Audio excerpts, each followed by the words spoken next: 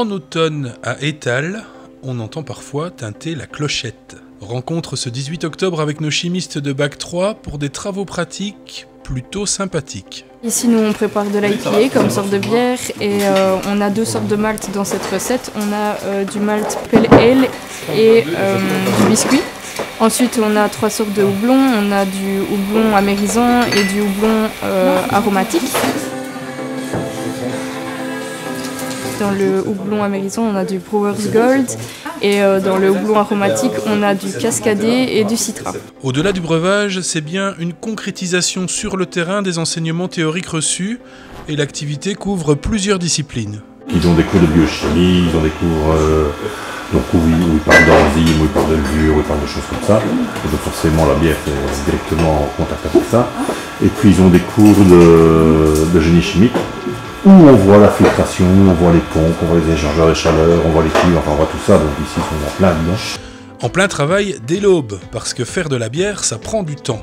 Elle doit par exemple infuser à différentes températures, 55 degrés pour libérer l'amidon, 62 pour activer les bêta-amylases et 72 degrés pour les alpha-amylases, permettant de produire des chaînes de glucose plus longues. Une fois qu'on a fini avec l'alpha-amylase, on va faire monter la température à 78 degrés, ce qui va permettre déjà une petite stérilisation, mais surtout de solubiliser tout ce qui reste en amidon, parce que de base c'est pas soluble dans l'eau, donc chauffer à cette température, ça permet d'être sûr que tout soit solubilisé.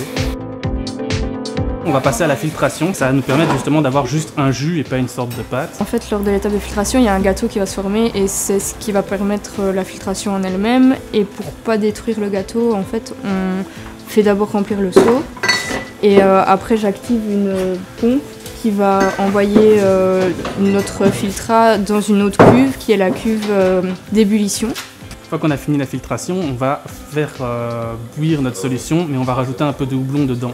Faire bouillir notre solution avec notre houblon va aussi permettre à l'eau de s'évaporer, ce qui va reconcentrer notre bière, ce qui n'est pas si mal parce que durant plusieurs phases de rinçage, on a rajouté pas mal d'eau.